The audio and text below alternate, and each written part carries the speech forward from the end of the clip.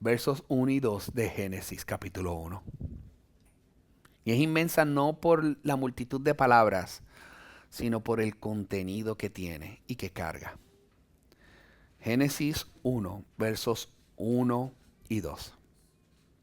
En el principio, Dios creó los cielos y la tierra. La tierra estaba sin orden y vacía, y las tinieblas cubrían la superficie del abismo. Y el Espíritu de Dios se movía sobre la superficie de las aguas.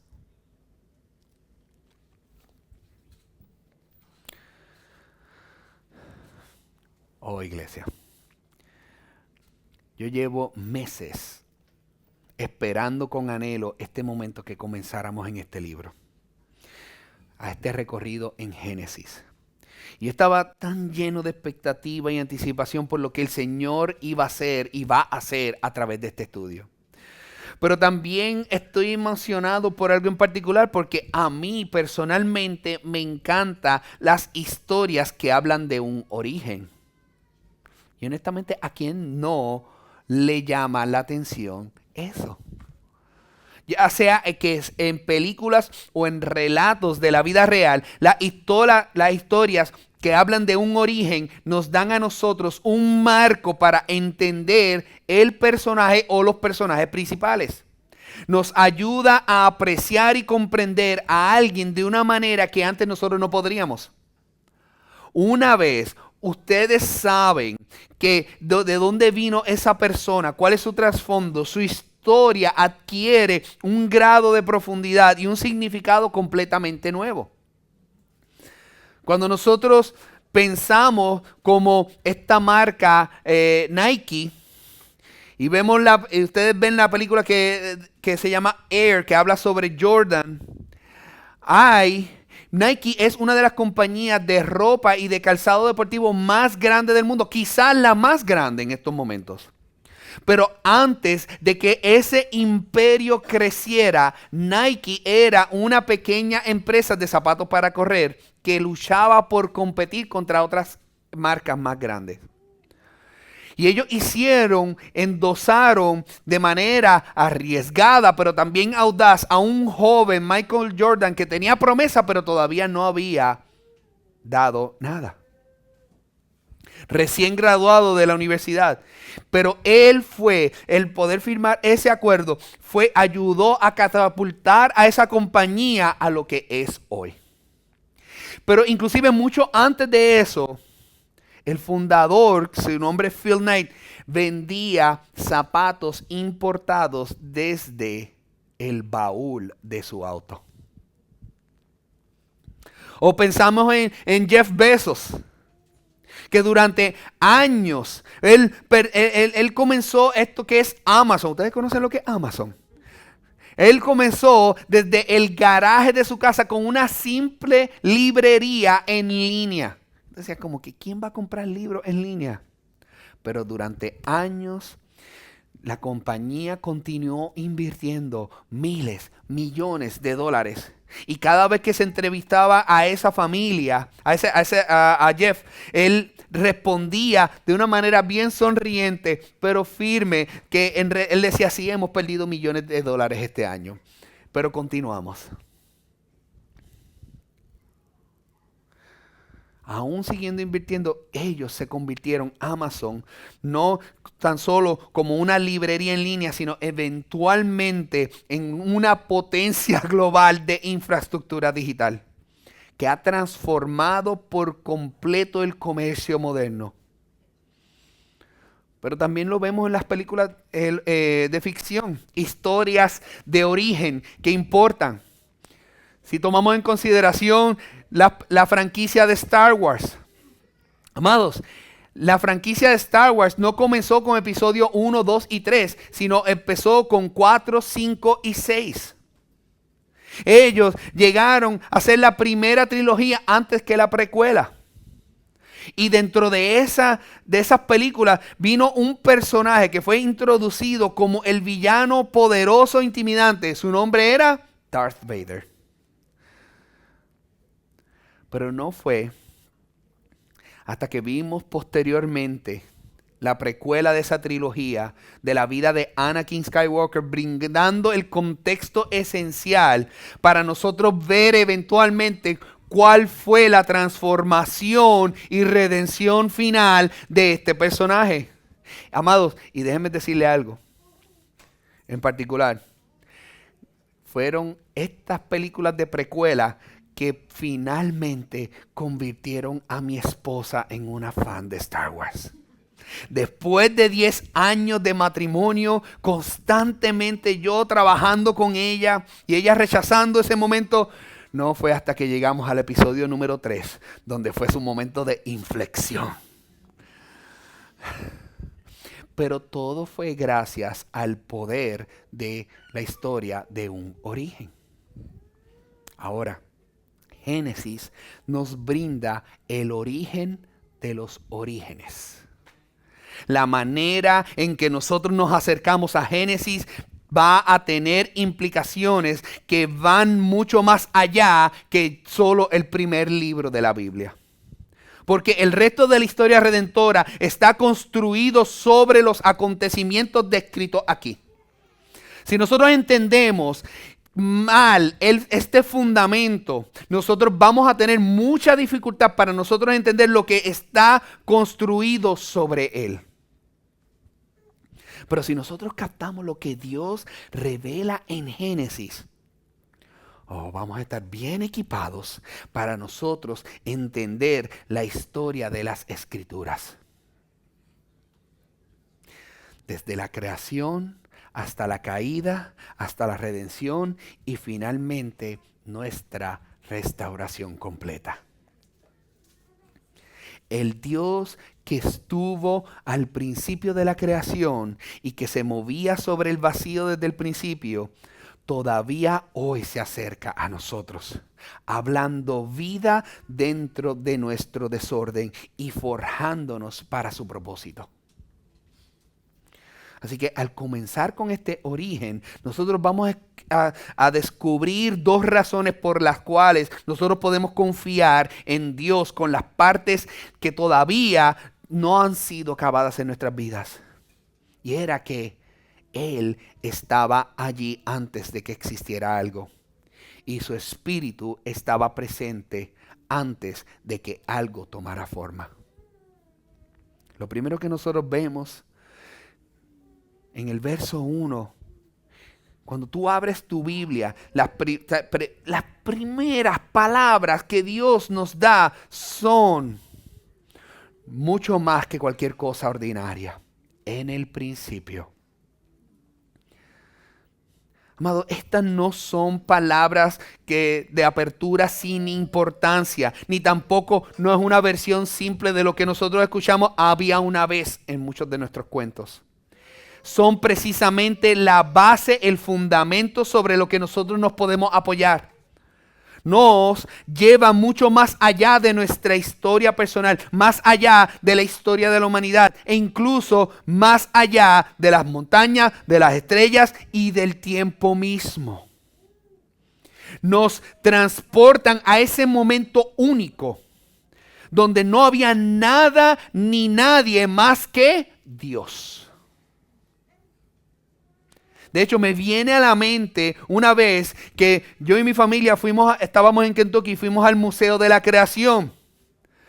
Entonces llegamos a este lugar que se le llama el planetario, mientras veíamos las proyecciones en alta definición y el sonido así, surround, envolvían completamente esta cúpula. Nosotros comenzamos a poder apreciar la escala impresionante del universo. Estamos hablando de una galaxia tras otra aparecía ante nosotros, mostrándonos extensiones de espacio tan vastas y unas distancias tan inmensas. Amado, que siendo honesto, son difíciles de procesar en mi mente humana. Es tan inmenso que a pesar de todos los avances tecnológicos que nosotros tenemos, todavía no conocemos el universo por completo. es tan inmenso que nos sigue dejando a nosotros boquiabiertos. Incluso a las mentes científicas más brillantes se quedan asombradas. Pero entonces, cuando nosotros nos fuimos encontrando al final de esta presentación, había un narrador describiendo todas estas cosas desde el lente bíblico. Él hizo una pregunta bien profunda. Nosotros fuimos creados, dice la palabra, a imagen y semejanza de Dios. Entonces, si fuimos creados a imagen y semejanza de Dios, ¿por qué crearía Dios un universo tan vasto? ¿Por qué hacer el globo terráqueo algo tan pequeño en medio de tan innumerables galaxias? ¿Por qué no puso la Tierra en el centro de toda esa creación? ¿Por qué colocar a la humanidad en un planeta que no está físicamente en el centro del cosmos?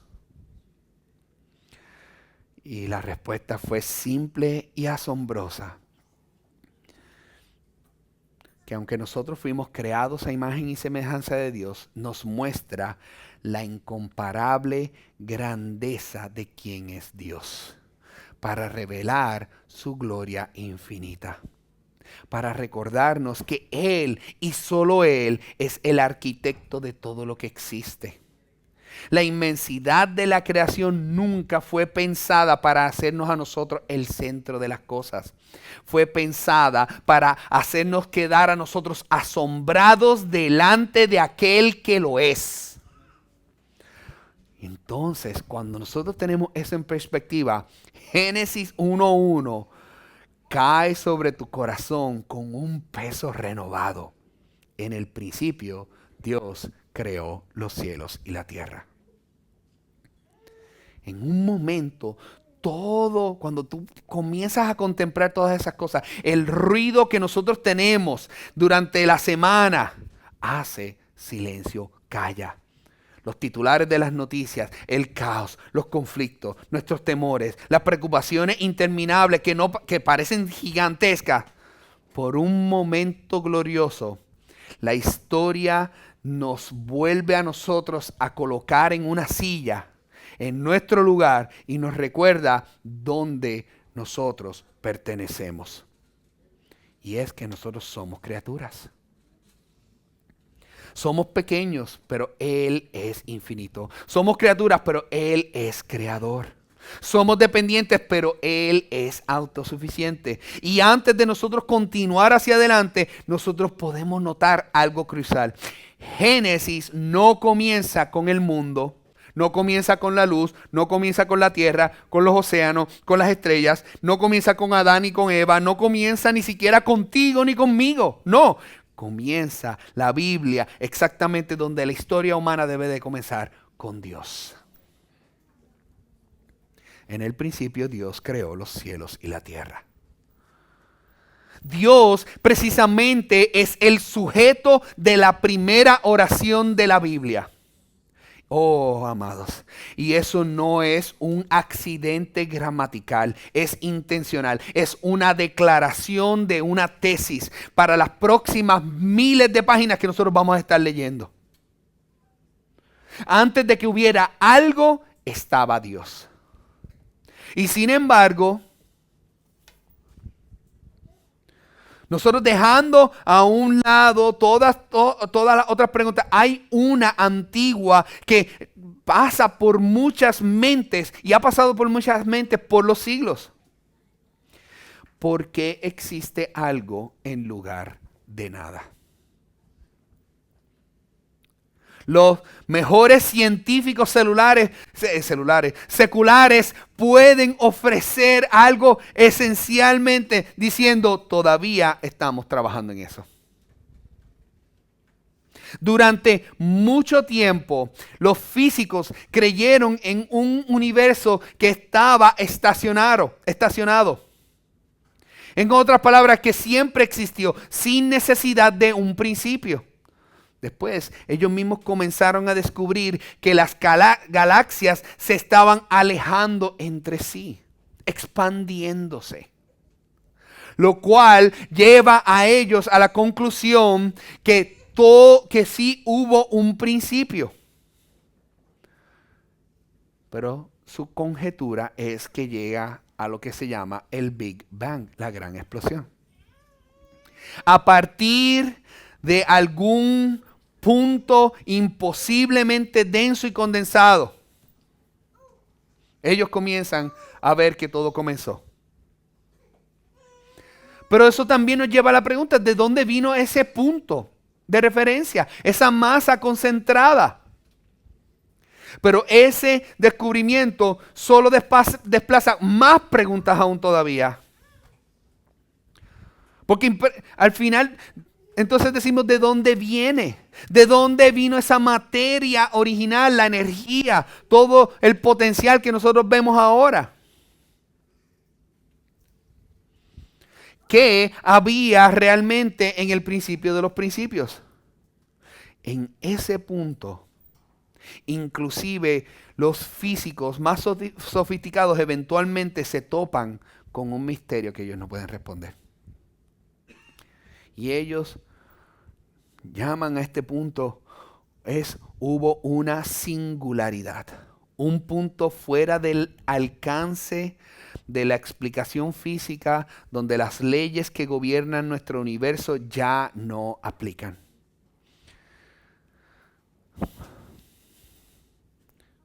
Y que lleva a afirmarlos a ellos que algo vino de la nada. Lo que muchos matemáticos han calificado como famosamente una contradicción, algo sin sentido. Pero amados, sin embargo, las escrituras ofrecen una respuesta clara. Dios trajo el universo a la existencia a partir de la nada absoluta. Él ya estaba.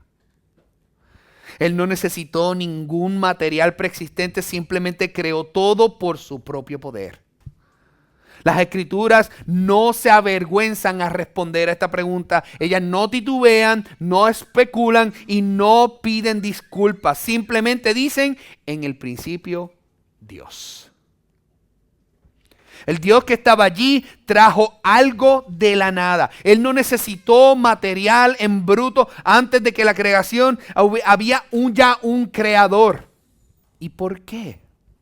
Porque Él es el sujeto principal porque Él es el sujeto principal de la existencia. Él es la causa eterna y no causada que precede toda limitación física. Amados, Él estaba allí. Ya estaba allí. Esto no debería sorprendernos de que Dios sea el sujeto de la primera oración de la Biblia. Porque Él es el sujeto de toda la Biblia. Y aquel que estaba allí antes del principio, no solamente abre este capítulo, no tan solo comienza, sino que lo domina por completo. Si ustedes leen, cuenten cuántas veces habla de Dios en este primer capítulo, en estos primeros 36 versículos. Se van a topar con que habla de un Dios que se menciona 32 veces en 31 versículos. Nos estamos topando con el nombre de Dios 32 veces. En otras palabras, esas 32 veces el texto se niega a dejarnos mirar a nosotros a otro lado. No desvíes tu mirada. Tú no puedes escapar de Él. Yo tampoco. Incluso su nombre mismo produce algo. Antes de que tal vez tú lo hayas notado, amados, este nombre no es el nombre de pacto de Dios. Todavía no lo es. Esa intimidad va a venir después, pero todavía no está aquí. El nombre que Moisés usa para este primer capítulo es Elohim. Es un nombre que está saturado de poder soberano y trascendente. En este punto de la historia, Dios no está siendo presentado como el Dios personal de Israel, el Dios de una tribu, el Dios de una familia, un pequeño fragmento del mapa. No, Él es algo a lo que el universo entero le tiene que rendir cuentas. Y aquí es donde yo quiero que ustedes se marinen en esto, porque hay algo que está escondido en la gramática que debe de estar predicándote a ti en tu corazón en este primer versículo. Y es posible que algunos no lo hayan notado. Ese nombre Elohim, curiosamente, es un nombre plural. Pero cada vez que se refiere al único y verdadero Dios, siempre está acompañado de un verbo en singular. Es solamente cuando nosotros vemos en las escrituras que se hablan de los dioses, de otros dioses, de los falsos, de los fabricados, que el verbo está en plural. Así que nosotros sabemos exactamente con quién nosotros estamos tratando, y es con un solo Dios, específico y singular. Y sin embargo, la forma misma de su nombre plural, a propósito, es porque ninguna palabra singular en ningún idioma humano fue jamás lo suficientemente grande para contenerlo. Los gramáticos le llaman a este nombre el plural de majestad.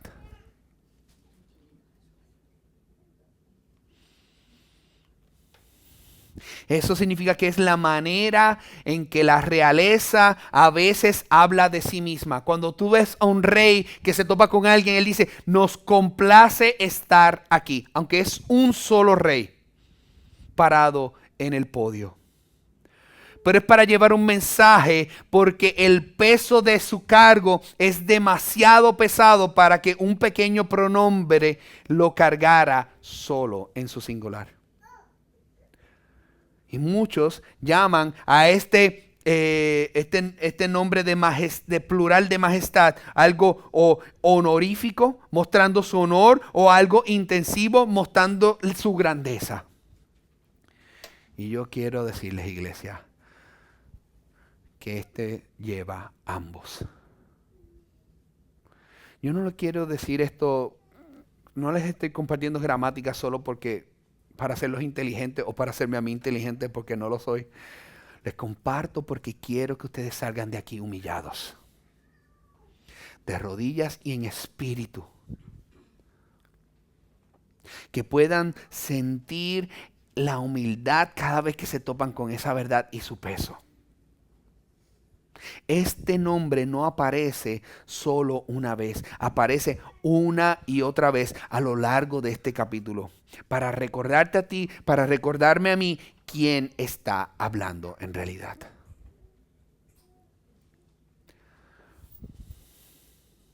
Y no está diseñado para que esto sea leído rápidamente, está pensado para que se pueda sentir el peso.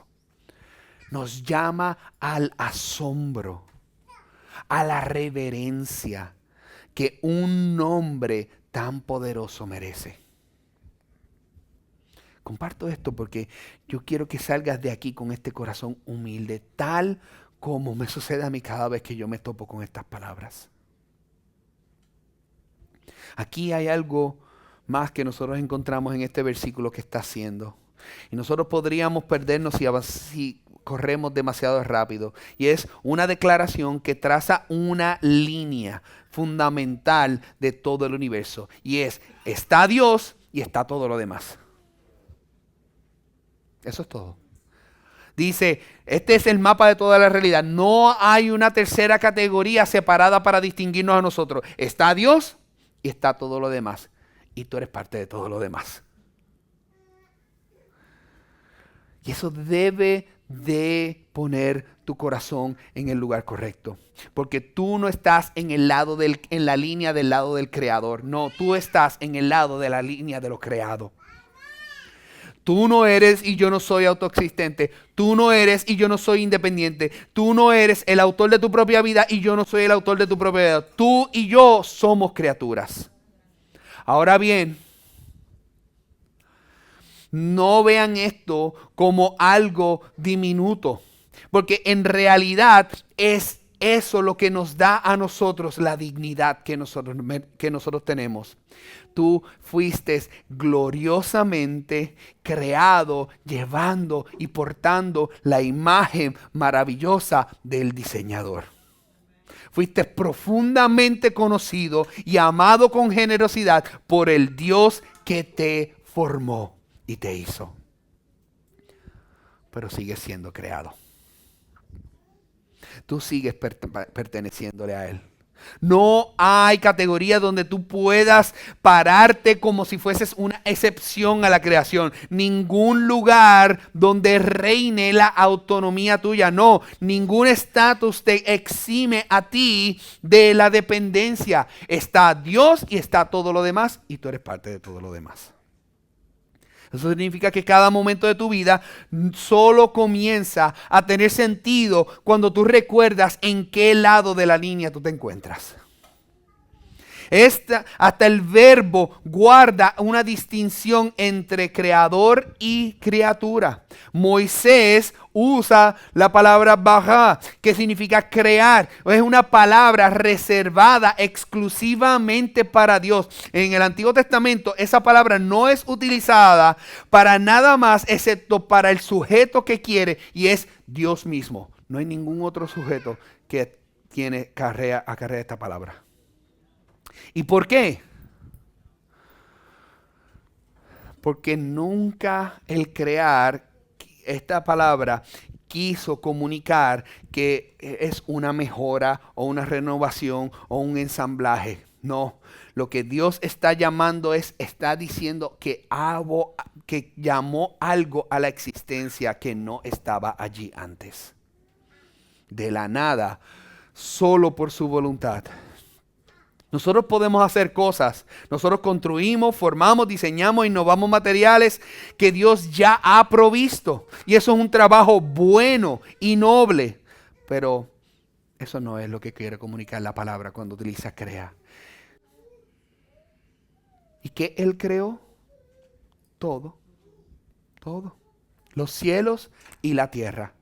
Esa es la manera en que Moisés dice todo lo que existe. Es como decir nosotros, estuvo día y noche. ¿A qué nos estamos refiriendo con eso? Todo el día. Todo lo que sucedió en las 24 horas, día y noche.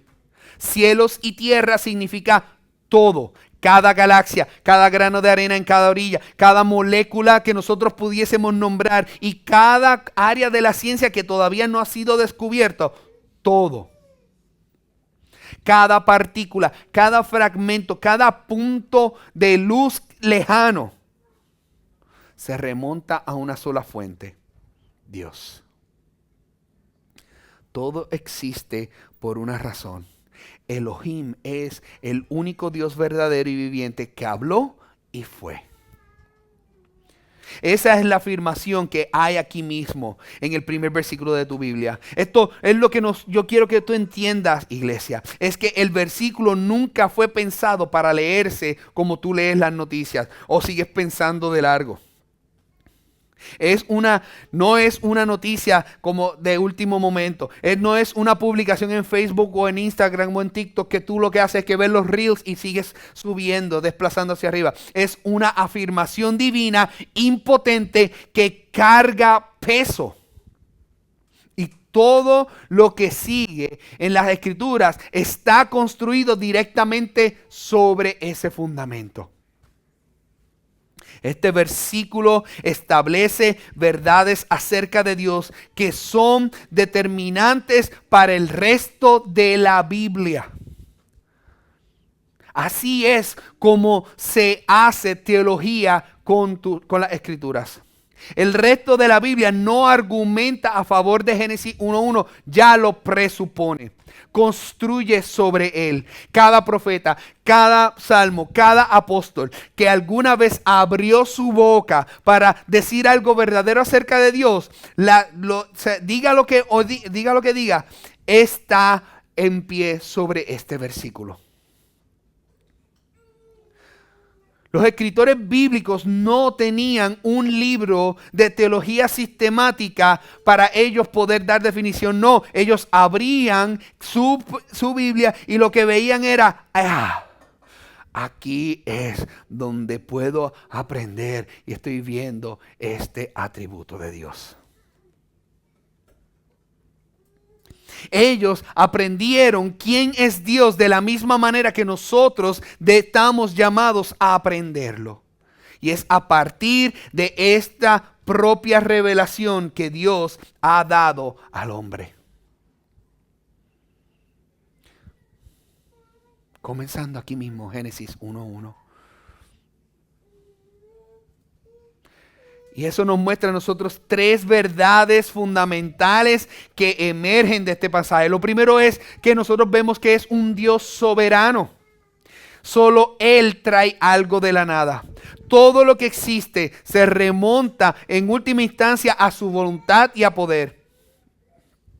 Muchas influencias secundarias pueden formar tu vida, pero solo hay una causa primera entre todas ellas y es Dios.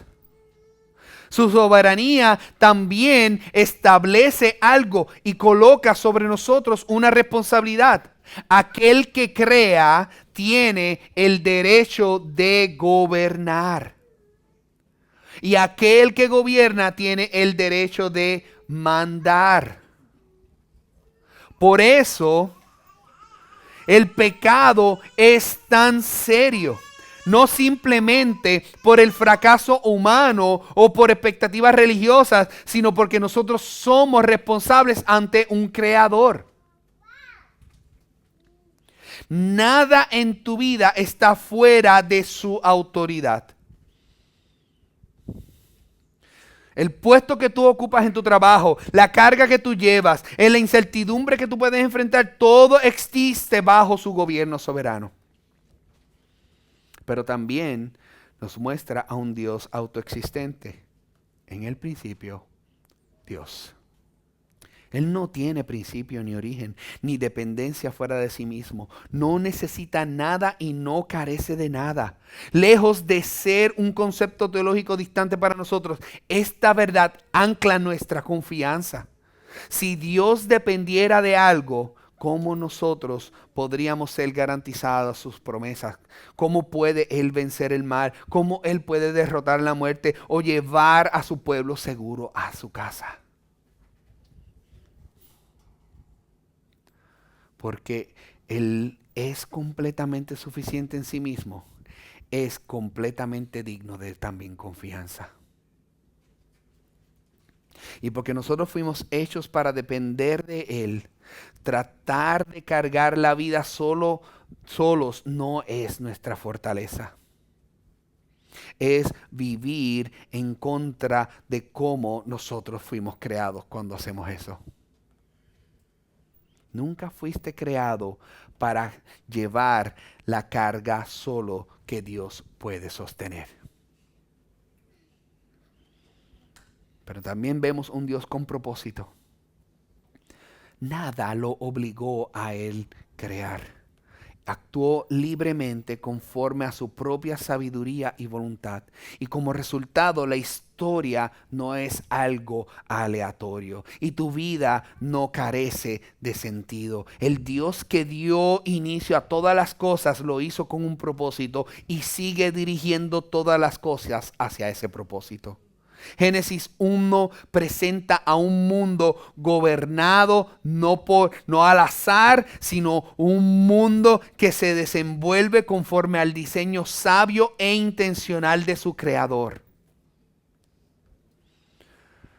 En el versículo número 2 comenzamos a captar el primer vistazo de este diseño. Antes de tu principio estuvo el suyo.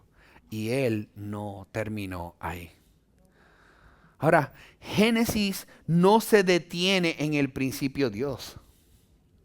No, simplemente nos dice que Dios estaba allí antes de que cualquier otra cosa estuviera allí. Eterno, pleno, autoexistente, sin carecer de nada. Ahora, nosotros volteamos la cámara y la colocamos precisamente en el versículo número 2 y lo que nos dice es: la tierra estaba sin orden y vacía y las tinieblas cubrían la superficie del abismo.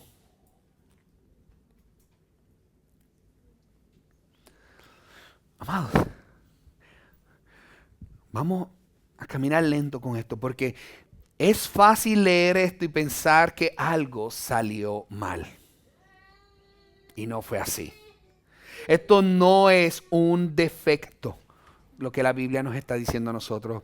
Esto no es lo que la Biblia está tomando, que la Biblia no está tomando prestado de todas estas historias paganas que nosotros hemos escuchado, o mitos, que el caos, había guerra contra dioses antes que el orden finalmente venciera. No, lo que tú estás viendo, lo que yo estoy viendo aquí, no es un problema con la creación, es un proceso.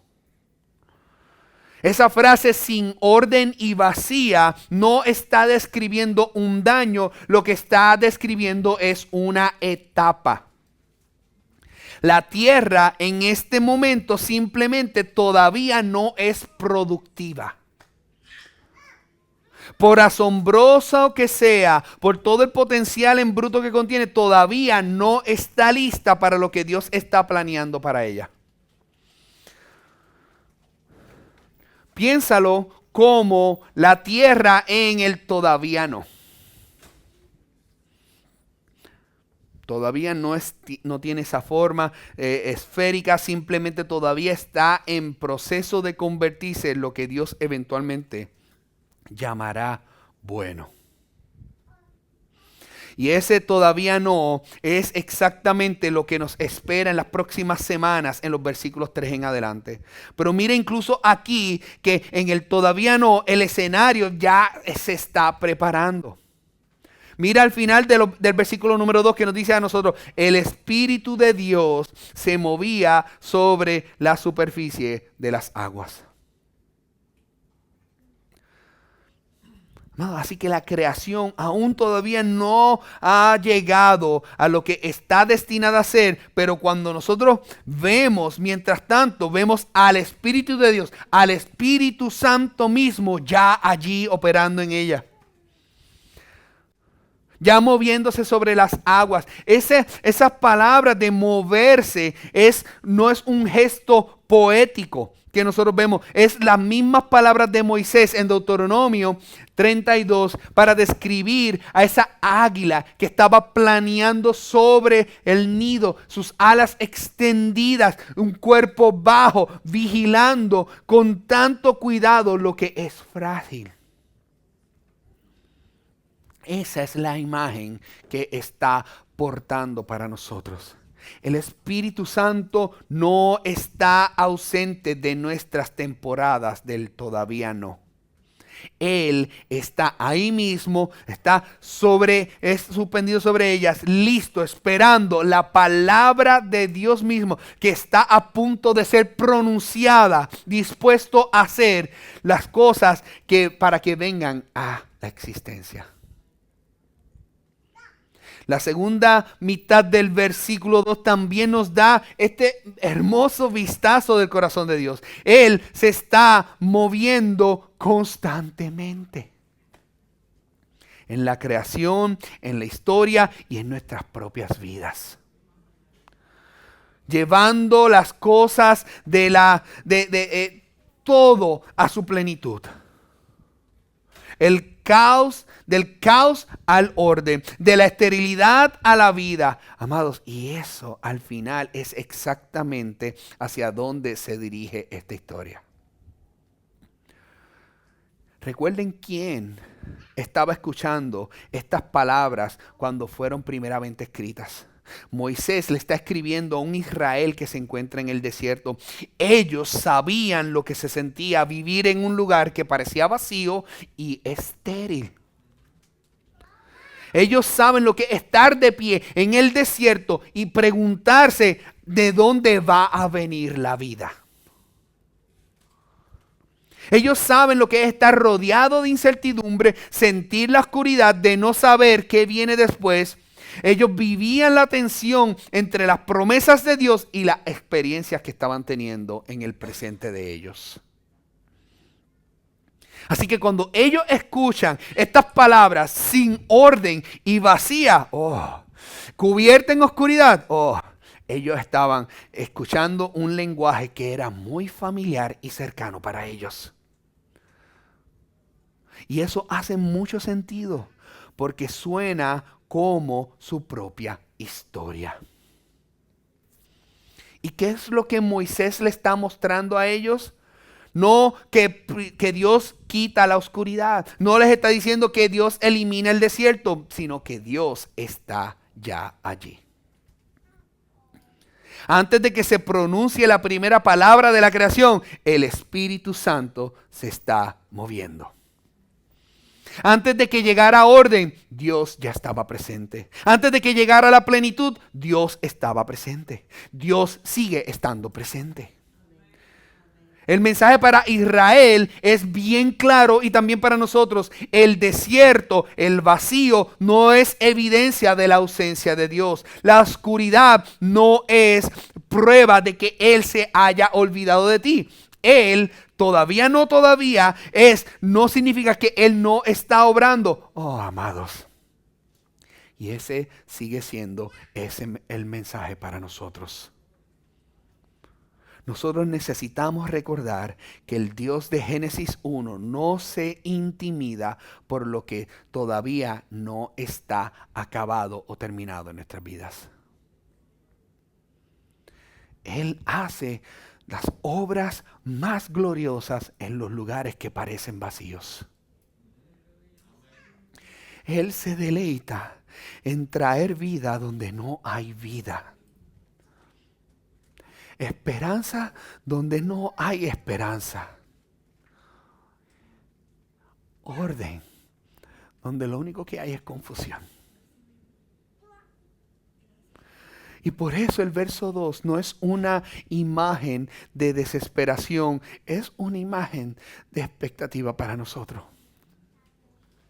El Espíritu de Dios se está moviendo. El Espíritu Santo se está moviendo. Dios se está preparando para hablar. La oscuridad no tendrá la última palabra. Y eso, en última instancia, hacia dónde se dirige esta historia de origen, también nos lleva y nos define eso. El Dios que estaba allí en el principio despliega su gloria en todo lo que ha hecho. La creación misma se convierte en el teatro de su majestad. La revelación de su poder, de su sabiduría, de su bondad, de su belleza, todo nosotros lo vamos a ver desplegado. Como las escrituras nos enseñan a nosotros más adelante que Él ha hecho hablar de Él mismo, declarando su gloria a través de su creación. Deja a la humanidad sin excusas, porque Dios se ha dado a conocer a través de las obras de sus manos. Y sin embargo, la humanidad rechazó esa revelación. Suprimos la verdad. Cambiamos la adoración del Creador por la adoración a las cosas creadas. Por el Dios que estaba allí en el principio, no abandonó nunca su creación. En misericordia actuó de nuevo. El Hijo que estaba presente en el principio entró en el mismo mundo que Él creó. Vino a nuestra oscuridad, entró a nuestro desorden. Entró a la esterilidad de un mundo caído para llevar a cabo una nueva creación a través de su vida, su muerte y su resurrección. ¿Y qué ha hecho Él?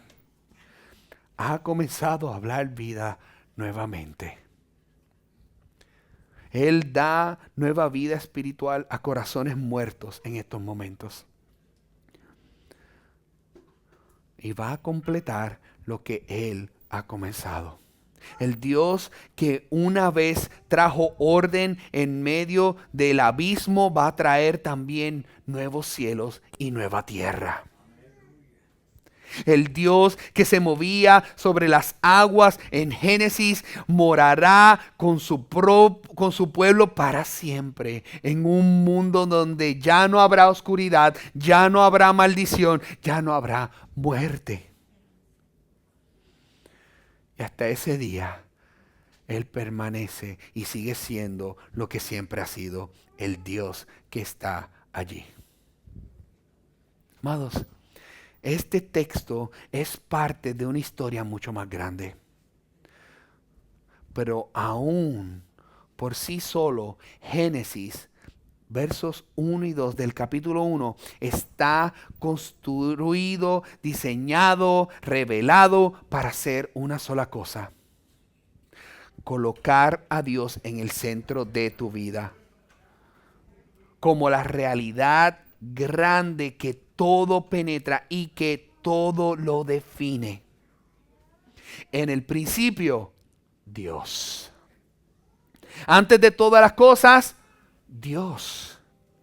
Para todas las cosas, Dios. Detrás de todas las cosas, Dios. Amado, la pregunta no es si esto es verdad o no. La pregunta es si tú vives en esta verdad o no.